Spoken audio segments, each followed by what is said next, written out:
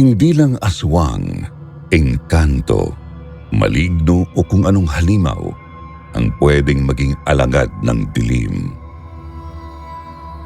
Sa katunayan ay marami ring mga taong mas pinipiling sambahin ang demonyo at magdulot ng kapahamakan sa kapwa. Ito ang mga taong kailangan nating iwasan at pag-ingatan. Sa ating mga kwento ngayong gabi, ating alamin kung anong uri ng karimlan ang maaaring idulot ng mga taong sinasamba ang dyablo. Pakinggan din natin kung paano nagawang makaligtas ng ating mga sender mula sa mga taong ito. Dito lamang sa Sitio Bangungot.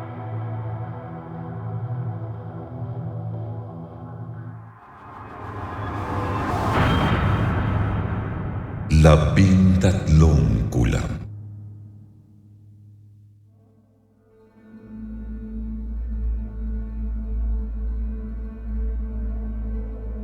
Magandang gabi sa lahat mga kasityo Bangungot. Sir Jupiter, itago nyo na lang ako sa pangalang Edgaru. Ang aking ikikwento ay tunay kong karanasan nang makaranas akong kulamin.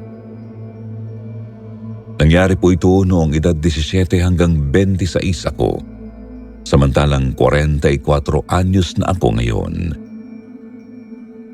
Medyo matagal na po ito, pero dito nagsimulang magbago ang aking pagkatao at maging ang pananaw ko sa buhay.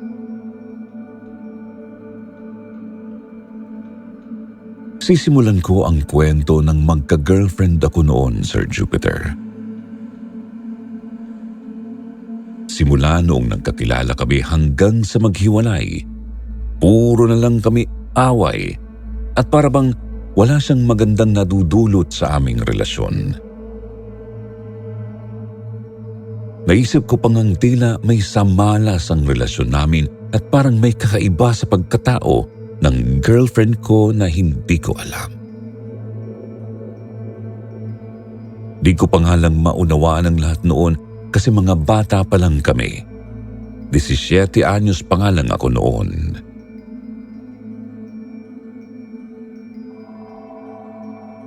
Bukod po kasi sa madalas naming pag-aaway, palagi rin akong nasasangkot sa gulo sa ibang mga tao. Pagkatapos ay palagi rin akong nasasangkot sa mga aksidente at iba pang mga kamalasan sa buhay. Di ko nga lang gaanong pinansin ang mga yun noon kasi iniisip kong baka nga mga pagsubok lang sa relasyon namin at sa buhay. Ang hindi ko alam, hindi pala pagsubok ang mga yun, kundi kagagawan mismo ng mga magulang ng kasintahan ko. Mga taong kampon ni Satanas.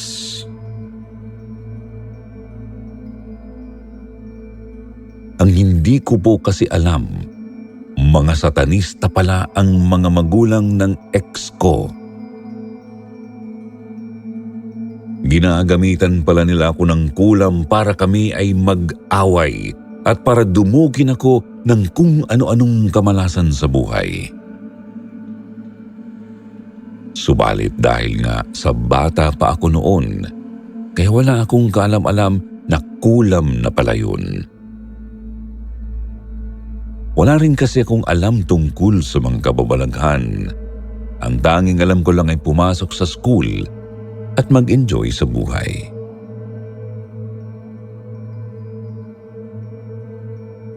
Una ko itong napansin nang makaramdam ako ng kakaiba sa ex ko.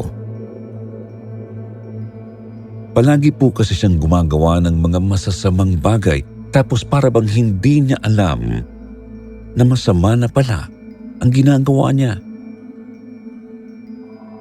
Nakakapagtaka para sa akin kasi dapat ay inborn na para sa tao na malaman kung ano ang masama at mabuti. Naliwanagan lang ako sa ugali niyang ganito nang malaman kong sumasamba pala sa demonyo ang kanyang pamilya. Hindi ko nga lang agad nalaman kasi mga normal na tao naman sila kung titignan. Mahusay nilang naitatago ang paggamit nila ng itim na kapangyarihan sa akin. Nang matauhan akong wala nga akong magandang naaani sa relasyon namin, nakipaghiwalay na po ako at naisip kong magpakalayo-layo muna. Ang problema, makalipas ang ilang buwan, ako'y pinakulam ng ex ko. Hindi na po ang mga magulang niya ang kumukulam sa akin, kundi kumuha na talaga sila ng malakas na mangkukulam mula pa sa Mindanao.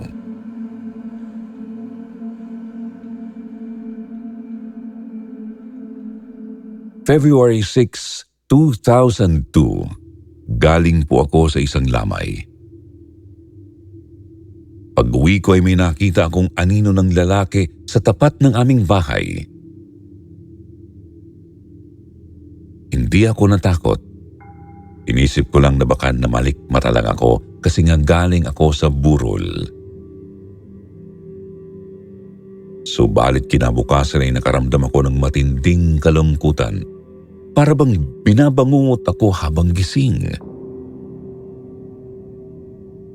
Akala ko epekto lang ng pagkamatay ng kaibigan ko, pero hindi na pala yun ordinaryong kalungkutan.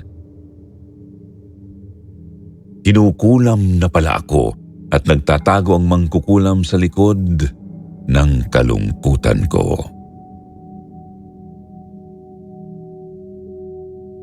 Napakagulo ng isip ko noon at napakabigat ng pakiramdam. Nakakaramdam din ako ng panlulumo tapos ay nilalamon na rin ng matinding takot. Halos mabaliw-baliw na ako, tila ba nauudyokan akong magpakamatay o tuluyang masiraan ng bait. Mabuti na lang talaga at nilabanan ko yun. Labang napagtagumpayan ko naman.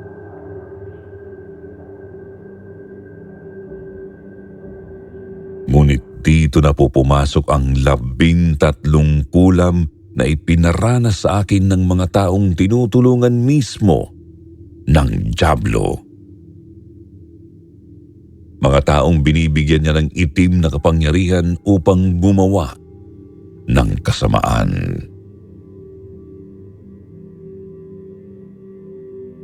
Ang unang kulam na ginawa nila sa akin ay ang paggamit ng manika. Sir Jupiter, ang manikang ito ay pinaparaan nila sa apoy. Kaya't ang pakiramdam ko noon ay napakainit ng buong katawan ko. Wala nga akong maramdamang hangin sa balat ko kapag tumatapat ako sa electric fan o aircon. At pinagdusahan ko ang ganoong pakiramdam sa loob ng 5 buwan.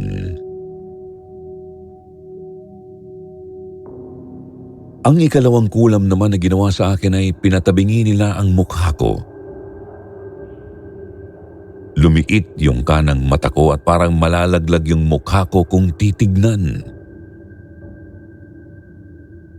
Nagpasuri naman ako agad sa St. Luke's Medical Center para malaman ang sakit ko. Pero normal lahat ang results sa aking mga medical exams tapos ay non-specific daw ang dahilan ng pagkakatabingi ng mukha ko. Kaya naman ay nahihiya na akong lumabas ng bahay dahil sa pagkakangiwi ng mukha ko. Pakiramdam ko sinadyang sirain ang itsura ko nang wala nang magkagusto sa akin na ibang babae.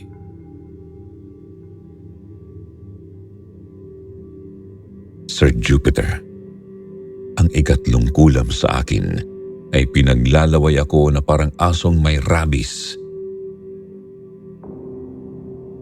Hindi ko mapigilan ang pagtulo ng laway ko kaya't nagkakalat na ako ng laway katulad nga ng sa asong baliw.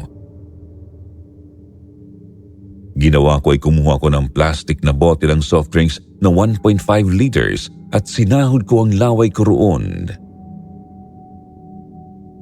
Sa takot ay halos mapuno ko ang 5 bote dahil sa panlalaway.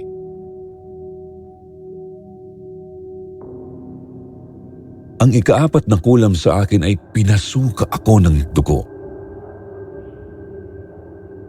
Pakiramdam ko noon ay tinutusok ako sa likod mula sa aking baga hanggang sa puso. Namilipit ako sa sakit ni hindi na nga ako makakain at makainom ng maayos dahil sa sobrang sakit. Pagkatapos ay sumuka na nga ako ng dugo. Kitang-kita kong lumalabas ang dugo sa aking lalamunan. Dumagdag pa sa kilabot ko ay naririnig ko na noon ang boses ng mangkukulam sa likod ng tenga ko. May inuusal silang mga kung anong dasal habang kinukulam ako.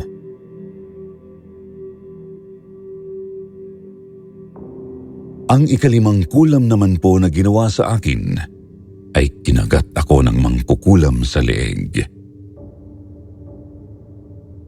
Kitang-kita ko ang espiritu ng mangkukulam na pumasok sa kwarto ko at bigla akong kinagat sa leeg.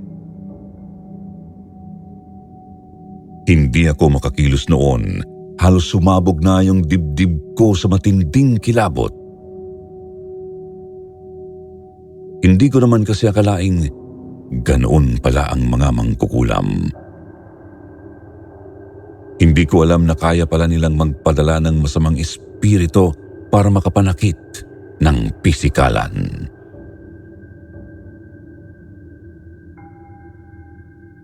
Sunod na kulam ay ang ika-7 kung saan pinadalhan ako ng isang napakalaking aso.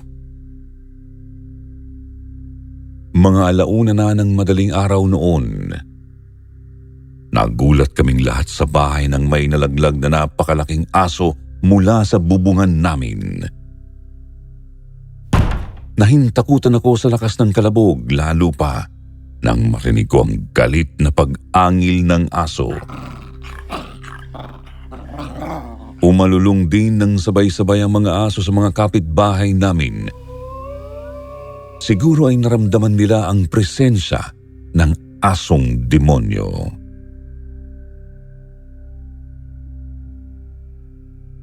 Ilang saglit pa po ay naramdaman ko nang hinihila na ng aso ang kaluluwa ko palabas sa aking katawan. Halos himatayin na ako noon dahil sa sobrang takot. Mabuti na lang at nagawa ko pang tumakbo papunta sa garahe namin. Pinaandar ko ang kotse ko at humarurot papunta sa Quiapo Church.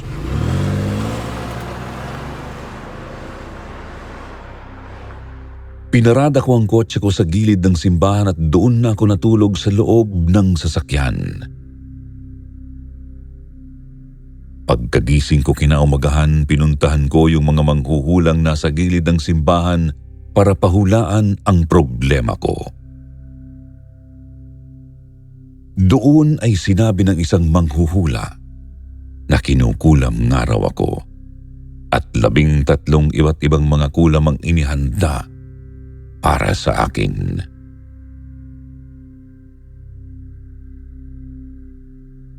Dako na po tayo sa ika-7 kulam. Dito ay bigla kong nakita ang mukha ng nanay ng ex ko sa ibang mga tao doon sa labas ng Quiapo. Tila ba pinapaalalahanan akong yun ang mukhang papatay sa akin. Nagsasabi sa aking katapusan ko na.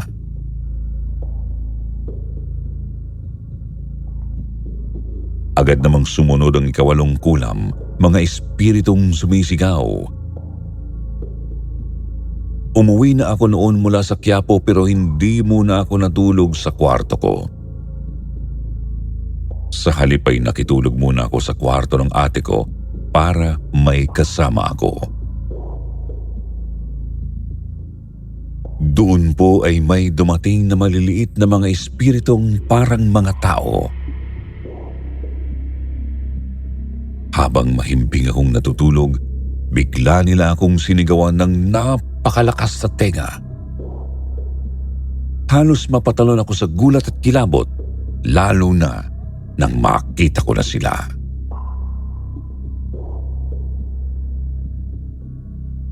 Lalong gumulo ang isip ko noon kasi hindi ko na talaga alam ang gagawin ko.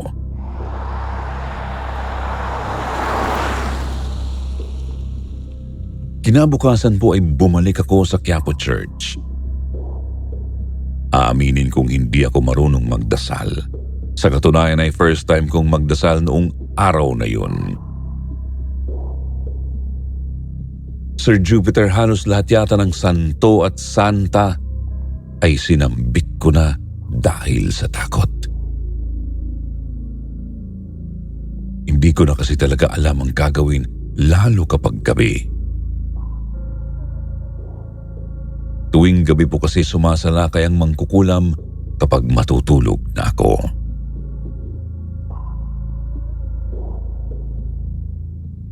Ang ikasyam na kulam na ipinadala sa akin ay tinatawag na palipad hangin. Kakauwi ko lang noon galing ulit sa simbahan nang una kong makita ang palipad hangin. Ito ay isang masamang espiritu na pinapasanib ng mangkukulam sa katawan ng isang tao. Kapag nakasapi na ito, unti-unti nang hindi makakahinga at manghihina ang biktima.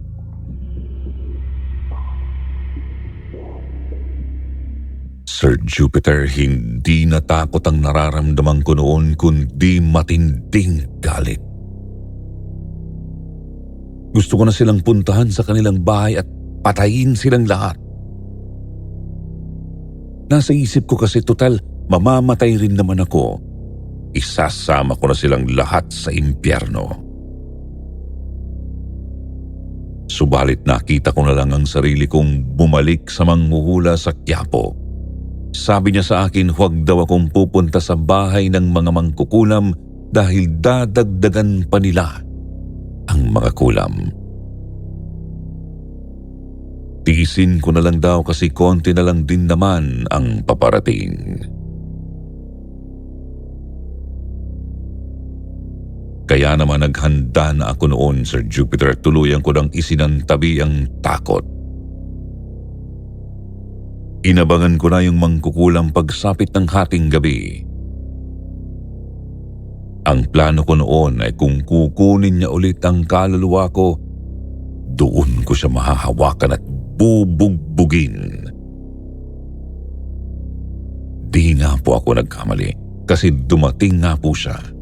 Nakasuot ito ng kulay dilaw na t-shirt at may kasamang puting aso.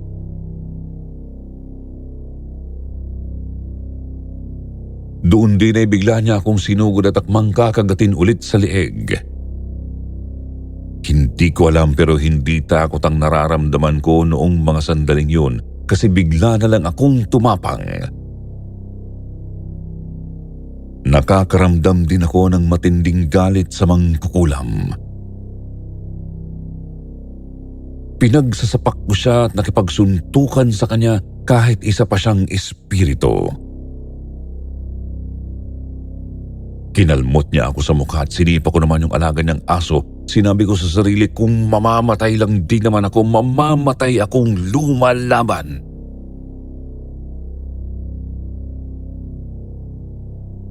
Sir Jupiter, kakaibang mga demonyo ang dumating sa buhay ko noon. Kaya naman nauubos na talaga ang pasensya ko. Gusto ko na talaga silang gantihan at pagbayarin sa mga ginawa nila sa akin. Naisip ko noong kukunin ko ang baril ng tatay ko. Pupuntahan ko ang mga mangkukulam sa kanilang bahay tsaka pagbabarilin.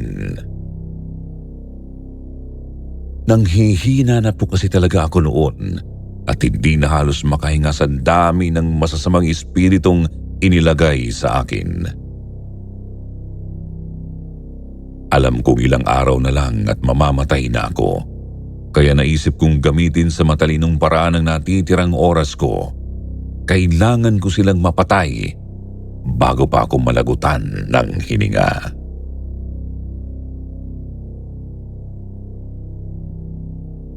Subalit bago pa man ako makagawa ng hakbang, tila ba tinulungan ako ng Diyos.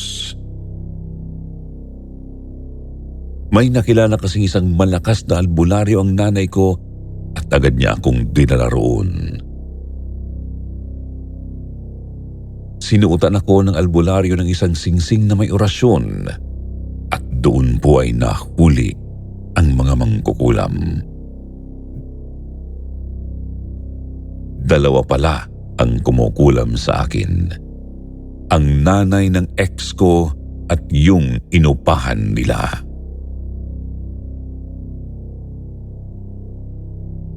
Halos mamatay-matay ang dalawang mangkukulam habang nasa loob ng katawan ko, kasama ng mga espiritong pinadala nila sa akin. Ramdam na ramdam ko po kasi yung sakit at hirap nila. Nagwawala sila at sigaw ng sigaw. Parang pinagpupukpok ng martilyo ang dulo ng mga daliri nila sa sakit.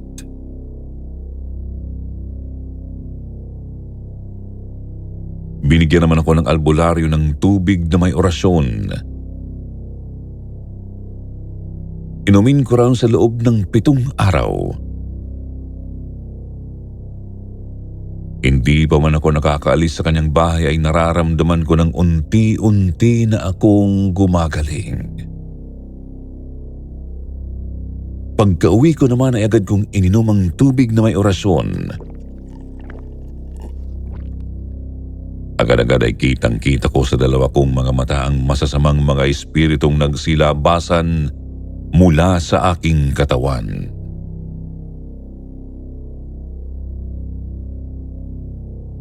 Sa loob ng 7 araw ay ininom ko nga araw-araw ang tubig na may orasyon. Bagamat may ibang mga espiritong pilit pa rin bumabalik sa katawan ko, naputol naman na ang kulam. Hindi ko na naranasan ang natitira pang mga kulam kasi gumagaling na ako. Bumabalik na rin sa mga mangkukulam ang mga ginagawa nila sa akin. Doon ay nagalit na ang mangkukulam sa akin dahil hindi na tumatalab sa akin ang kulam nila. Kaya naman tsinempohan ako ng demonyo. Habang naliligo ako, bigla niya akong sinakal. Hindi na ako halos makahinga noon pero nakakakilos pa naman kahit papaano.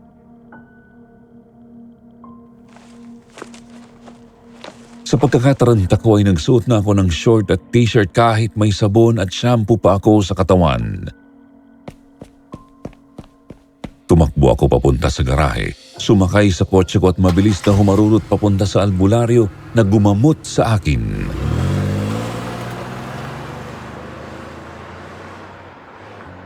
Habang nasa biyahe ay pinipilit talaga ng mangkukulam na pasukin ang katawan ko.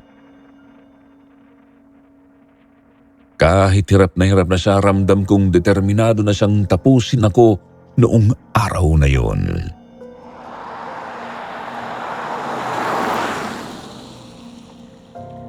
Eksaktong pagkarating ko sa bahay ng albularyo ay napasok ako ng mangkukulam.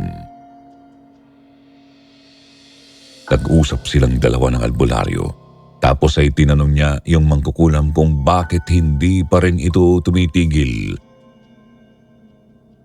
Kaya naman doon din ay pinatayagan ng albularyo ang mangkukulam sa harap ko.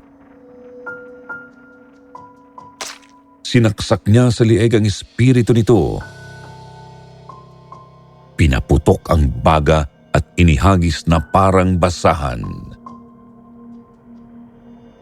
Sinabi rin sa akin ng albularyo kung bakit sobrang desperado ng mga mangkukulam na patayin ako. Yun pala ay dahil nakipagkasundo sila kay Satanas para mapatay ako. Kapag nabigo sila, kanilang buhay ang magiging kapalit.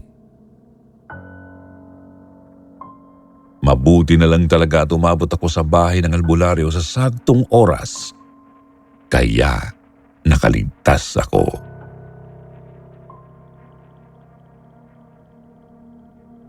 Sir Jupiter, akala ko noon ay matatapos na ang paghihirap ko.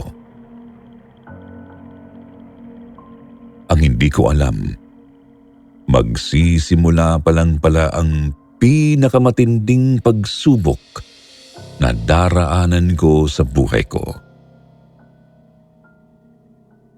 Ang mga kamag-anak po kasi ng mangkukulam na pinatay ng albularyo ay binalikan ako.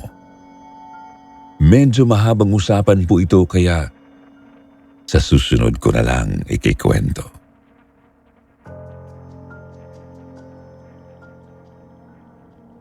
Sa karanasan kong ito ay may mahalagang mga aral akong natutunan. Mag-iingat tayo dapat sa mga taong nakakasalamuha natin. Hindi kasi natin alam kung tao nga ba talaga sila o mga demonyong nangwawasak ng buhay ng iba. Kaya mas mabuting maging mapagmasid at maging mabuti sa lahat ng oras.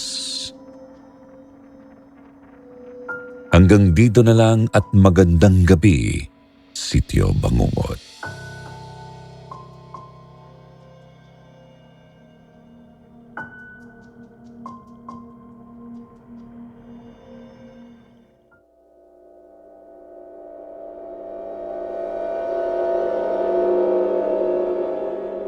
Rebulto sa tindahan.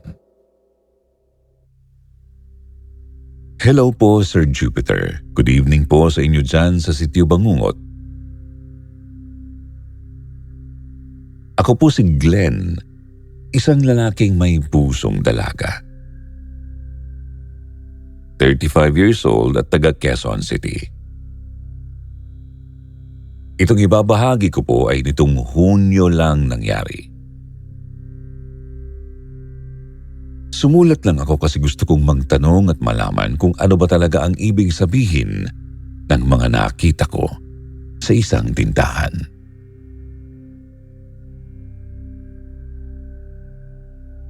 Bilang panimula, gusto kong sabihing mahilig po talaga ako sa mga rebulto at mga figurines kahit dati pa lang. Hindi ko alam pero gandang-ganda ako sa kanila.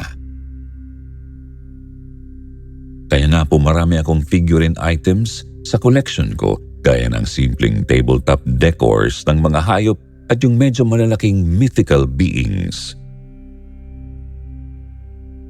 Meron pa nga akong life-size statue ng isang babaeng anghel sa bahay tapos benditadong Saint Michael pendant sa kwintas.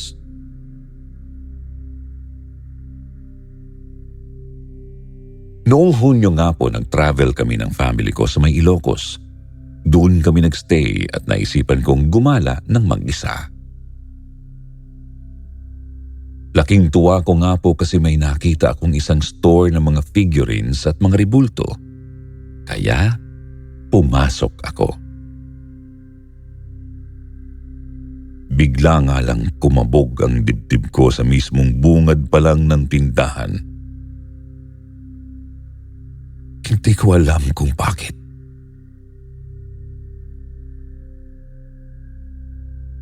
Nagtingin-tingin po kaagad ako sa iba't ibang items nila doon. Gandang-ganda ako kasi marami silang unique designs na gawa sa marble. Nasa tabi ko lang yung may-ari ng shop, isang middle-aged na babae.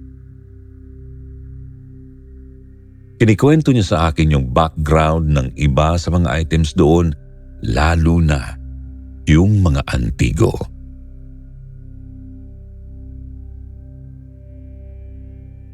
Hanggang sa napunta ako sa bandang likod ng store. Nakita ko roon ang rebulto ng isang anghel na kulay puti. Hindi ko nga lang makilala kung sinong anghel yun, lalo't di naman sinasabi ng may-ari. Kaya lumapit ako para tignang maigi ang rebulto. Sinalat ko ng konti ang bandang braso nito at lalong kumabog ang dibdib ko.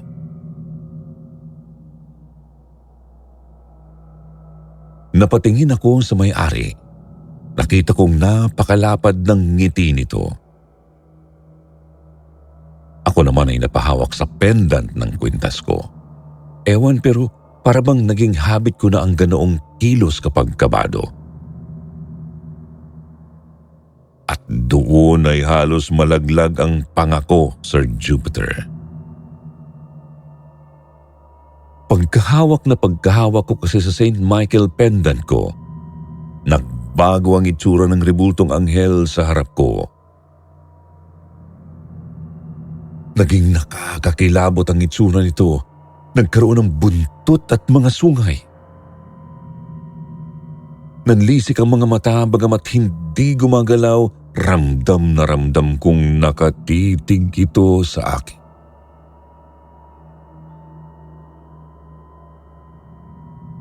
Napaatras ako. Nagtaka ang may-ari. Ako naman ay tinanggal ang kamay ko sa pendant at naging anghel ulit ang itsura ng rebulto. Pero nagiging demonyo ulit kapag hinahawakan ko ang kwintas ko. Natakot na talaga ako kaya nagpaalam na ako sa may-ari ng tindahan. Sabi ko na babalik na lang kako ako sa susunod na araw. Kita kong nagkasalubong ang mga kilay ng babae. Sabi niya marami pa raw siyang designs na nakatago, pero umayaw na ako. Hindi na po kasi talaga ako mapakali. Tumatalim na rin ang titig niya sa akin tapos nakita kong para siyang nagalit nang mapansin ang St. Michael pendant ko.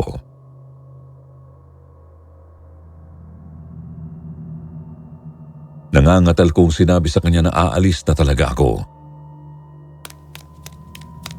Halos madapa-dapa pa nga ako nang lumakad palabas.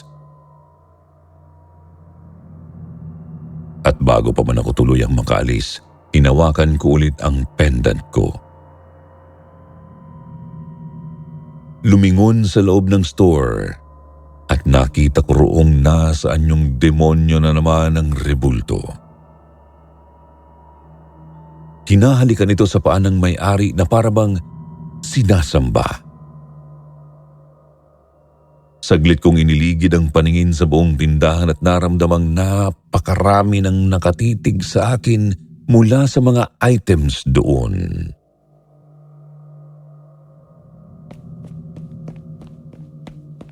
Tumuloy na lang ako sa paglabas at kumaripas papuntang sakayan. Agad akong dumiretso sa isang malapit na simbahan at ikinuwento sa pari ang nangyari.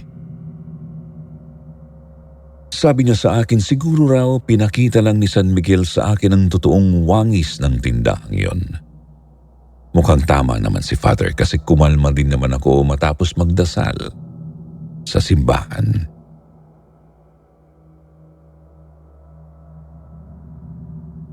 Pero magtatanong pa rin ako sa inyo para makasigurado. Ano kaya talaga ang store na yun? Devil worshipper kaya yung may-ari kaya ganoon o baka mali lang ako? Ayoko rin kasing maging mapanghusga masyado. Hindi ko naman kasi pinangahasang tanungin yung may-ari ng store kasi nilamon na talaga ako ng kilabot.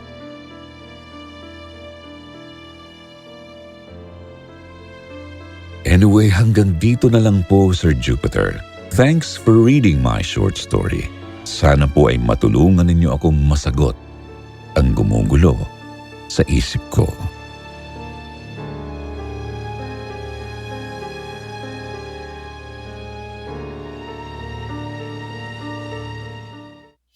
At syempre, ang kasunod ng katatakutan ay kasiyahan.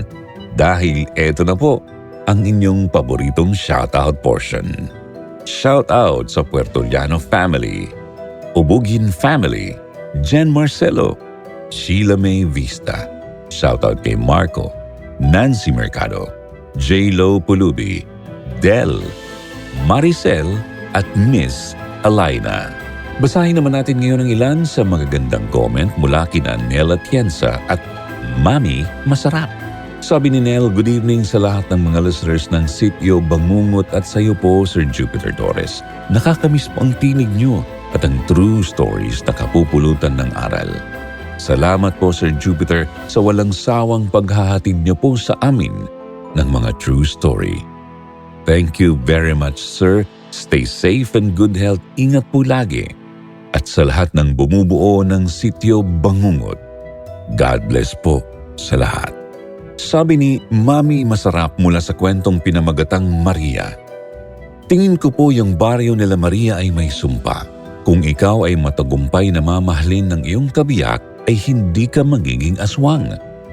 Pero kung ikaw ay hindi mamahalin ng tama, ay magiging aswang. Pero mahal niyo naman po siya, kaso nga lang, nag-overthink po si Maria. Akala ko pagiging overthinker sa panahon ngayon lang. Dati pa pala. Mahal ka po ni Maria sobra, kaya nagawa niya sa bago mong pamilya. Hintay ka din ata niya na tanggapin kung ano siya at explained sa'yo yung side niya. Kaso hindi mo pinakinggan dahil sa takot na pumangit siya. Minahal mo po siya sa ganda niya lang, di mo siya kayang mahalin sa pagiging pangit na anyo niya. Na ikaw din ang dahilan kung bakit nagbago ang kanyang anyo.